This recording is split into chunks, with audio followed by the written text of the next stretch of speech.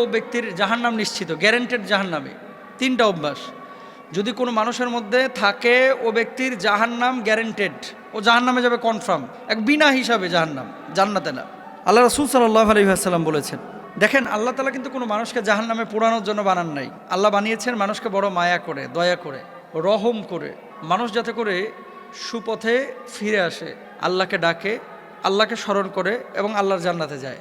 কোনো মানুষকে আল্লাহ তাআলা ইচ্ছাকৃতভাবে জাহান্নামে জ্বালাবেন না, এটা আল্লাহ তাআলার বৈশিষ্ট্য না। আল্লাহ সুবহানাহু ওয়া তাআলার সিফাতের মধ্যেও এটা পড়ে না। আল্লাহ গাফফার, আল্লাহ রহমান, আল্লাহ রহিম।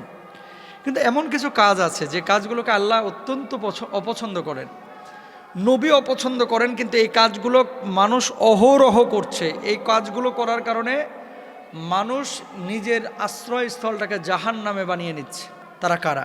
এক নম্বর, রাসূল আকরাম সাল্লাল্লাহু আলাইহি ওয়াসাল্লাম বলেছেন, মুদমিনুল খামর, যে মানুষটা নিয়মিত মদ পান করে, বছরে একবার পান করলো সে কবিরা গুনাহ করেছে। কিন্তু যে দিন রাত 24 ঘন্টা মদের সাথে সম্পৃক্ত রাখে, মদ ছাড়া তার চলে না, মদ না খাইলে শরীর কনকন করে, মদ না খাইলে মাথা ব্যথা করে, মদ না খাইলে মাথা জ্যাম হয়ে যায়, মদ না খাইলে বউকে ভালো লাগে না, মদ না খাইলে ঘুম আসে না, মদ না খাইলে চলাফেরায় সমস্যা, এরকম কিছু মানুষ আছে। কিন্তু যদি এরকম কোনো মানুষ থাকে এই জমিনের মধ্যে যে যার চলাফেরা উঠা বসা সব কিছুই মদের সাথে সম্পৃক্ত, এ মানুষটা জাহান্নামে, জাহান্নামকে তার আশ্রয়স্থল বানিয়ে নিয়েছে। রাসূল আকরাম সাল্লাল্লাহু আলাইহি ওয়াসাল্লাম বলছেন, মদ পানকারী ব্যক্তির 40 দিনের নামাজ কবুল হয় না। সে তওবা করলে তবে আল্লাহ তাআলা তার তওবা কবুল করেন। যদি সে আবার মদ পান করে তাহলে আল্লাহ তাআলা তার 40 দিনের আবার নামাজ কবুল করেন না। এর মানে এই না যে আমি একবার মদ খাইছি বা সিগারেট খাইছি বা জর্দা খাইছি বা নেশা করেছি, থাক আর নামাজের ধারে কাছে যাওয়ার দরকার নাই, কারণ 40 দিন তো নামাজ কবুল হবে না। বিষয়টা এরকম না। নামাজটাও পড়বে, তওবাটাও কন্টিনিউ করবে, আর মদটাকেও ছেড়ে দেওয়ার চেষ্টা করবে। ইয়া আইয়ুহাল্লাযীনা আমানু লা তাকরাবুস সালাতা ওয়া আনতুম সুকারা, হে ঈমানদাররা তোমরা নামাজের ধারে কাছে যাও না। কখন? যখন তোমরা নেশাগ্রস্ত অবস্থায় থাকো। এটা কিন্তু স্পষ্টভাবে আল্লাহ সুবহানাহু ওয়া তাআলা পবিত্র কোরআনুল কারীমে বলেছেন, এবং রাসূল আকরাম সাল্লাল্লাহু আলাইহি ওয়াসাল্লাম স্পষ্টভাবে আমাদেরকে জানিয়েছেন যে মদ পান এটা মুসলমানদের জন্য সম্পূর্ণরূপে হারাম। আচ্ছা, তাহলে এক নাম্বার, আমরা কেউ মদ পান করব না। এই অভ্যাস যদি কারো মধ্যে থাকে, এখন মদ বলতে শুধু ওই বোতল খাওয়া না, কিন্তু ইয়াবা ট্যাবলেট আছে, ড্যান্ডি আছে, আইস আছে, ফেন্সিডিল আছে, হিরোইন আছে, গাঁজা আছে, যেগুলোই নেশা তৈরি করে, এই ধরনের নেশা জাতীয় কোনো জিনিসে যদি অভ্যস্ত হন, জান্নাত আপনার জন্য হারাম, জাহান্নাম আপনার জন্য অবধারিত। 2 নাম্বার, এমন চরিত্র যদি কারোর মধ্যে থাকে তার জন্য জাহান্নাম অবধারিত। সেটা কি? আত্মীয়তার সম্পর্ক ছিন্ন যারা করে। লা ইয়াদখুলুল জান্নাতা কাতিআ বা কুত্তা। আল্লাহ রাসূল সাল্লাল্লাহু আলাইহি ওয়াসাল্লাম বলেছেন, ওই ব্যক্তি যে আত্মীয়তার সম্পর্ক ছিন্ন করে সে আল্লাহর জান্নাতে যেতে পারবে না। আত্মীয়তার সম্পর্ক ছিন্নকারী ব্যক্তি কখনো জান্নাতে যাবে না। এখন আত্মীয়তার সম্পর্ক ছিন্ন কারা করে? আপনার আমার আশপাশের মানুষগুলোই তো। ইদানিং দেখবেন ভাই ভাইয়ের সাথে তেমন সম্পর্ক নাই, বোনেরা ভাইয়ের সাথে তেমন সম্পর্ক রাখতে চায় না। আর টাকা পয়সা আগে ছিল না, এখন যদি হয়ে যায় মাশাআল্লাহ। বড় লোক যে আত্মীয় আছে এটারে ফোন দিতে 3 বার ভাবে, না জানে কি মনে করে, সার মানুষ আছে না। আর গরিব আত্মীয় স্বজন এগুলোর তো কোনো খোঁজ খবরই নেয় না, এগুলোকে মানুষই মনে করে না। একই বাড়িতে বিয়ের অনুষ্ঠান হচ্ছে, দেখবেন বড় লোকের বাড়িতে অনুষ্ঠান হচ্ছে, গরিবকে অনেকে দাওয়াত দেয় না। হারাম। আত্মীয়তার সম্পর্ক যে ছিন্ন করলো সেই ব্যক্তি জান্নাতে যাইতে পারবে না, সে ব্যক্তি জাহান্নামে চলে যাবে। তো আত্মীয়তার সম্পর্ক ছিন্ন করার প্রবণতা বা খাসলাত বৈশিষ্ট্য কারোর ভিতরে থাকলে সে আল্লাহর জান্নাতে যাবে না। 2 নম্বর, আর আত্মীয়তার সম্পর্ক আপনি কেন ছিন্ন করবেন? যেখানে আল্লাহ রাসূল বলেছেন, তুমি যদি তোমার হায়াতে এবং রিজকের মধ্যে ভরপুর বারাকা চাও, হায়াতটাকে যদি দীর্ঘ করতে চাও, মানে বরকতময় হায়াত চাও, আর যদি তুমি রিজকের মধ্যে প্রশস্ততা চাও, তাহলে আত্মীয়তার সম্পর্কটাকে তোমরা রক্ষা করে চলো। তাহলে আপনি আত্মীয়তার সম্পর্ক রক্ষা না করে যদি ছিন্ন করেন, আল্লাহর জাহান্নাম আপনার জন্য। 3 নম্বর, এমন কিছু মানুষ আছে যারা জাদু টোনায় বিশ্বাস করে। এই জাদু টোনার কারণে কিন্তু দেখেন সূরা বাকারার মধ্যে 1 নম্বর পারা 15 নম্বর পৃষ্ঠায় আল্লাহ তাআলা বিস্তরভাবে বলে দিয়েছেন এই জাদু টোনার কথা, সিহর শব্দ উল্লেখ করে, যে এটা সম্পূর্ণরূপে শয়তানি কাজ এবং কখনো কখনো মানুষকে কুফুরের দিকে এটা নিয়ে চলে যায়। জাদু যারা করে, জাদু টোনায় যারা বিশ্বাসী এবং জাদু টোনা দিয়ে মানুষকে যারা ক্ষতি করে, পারতপক্ষে এদের ঈমান থাকে না, এরা কাফের হয়ে যায়। অনেক মুসলমান কিন্তু এই কাজ করে, অন্যের ভালো সহ্য করতে পারে না, এর জন্য তাবিজ করে। রাসূল সাল্লাল্লাহু আলাইহি ওয়াসাল্লামকেও পর্যন্ত করা হয়েছে, যার পরিপ্রেক্ষিতে আল্লাহ তাআলা সূরা ফালাক নাস নাজিল করেছেন।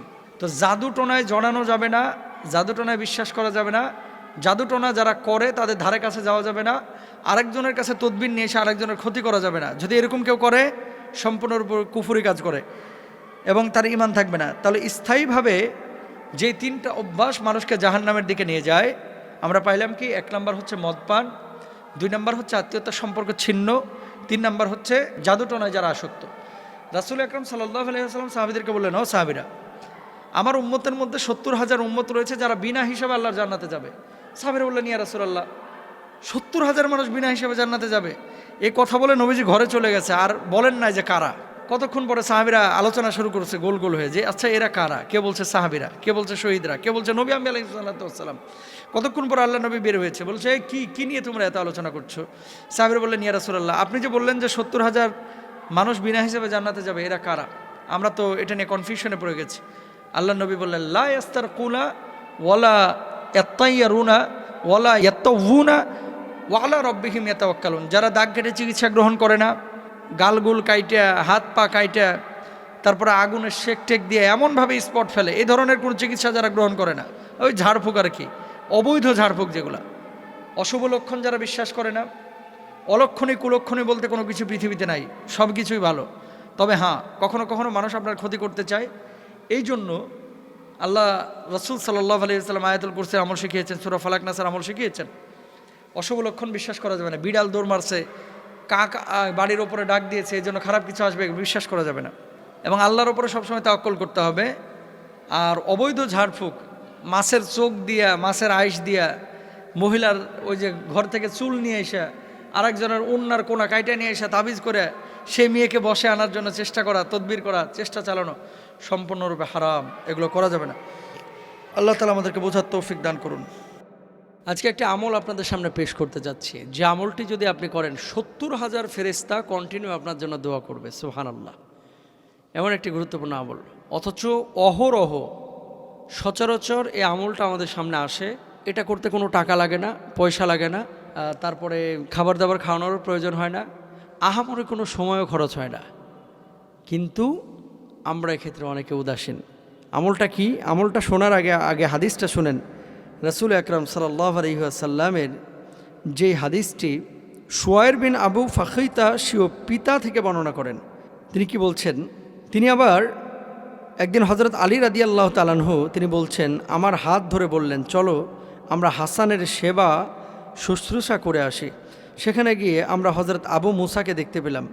তখন আলী রাদিয়াল্লাহু তাআলা আনহু তাকে বললেন, হে আবু মুসা, আপনি কি রোগীর জিয়ারত করতে বা সাক্ষাৎ করতে আসছেন নাকি সেবা করতে? তিনি বললেন, সেবা করতে এসেছি, শুধু সাক্ষাতের জন্য আসে নাই।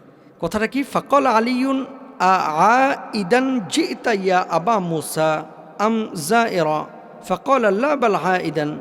ফাকাল আলিয়ুন سمعت رسول الله صلى الله عليه وسلم يقول ما من مسلم يعود مسلما غدوة إلا صلى عليه 70,000 ملك حتى يمسي وإن عاده عشية إلا صلى عليه 70,000 ملك حتى يصبح وكان له خريف في الجنة سبحان الله।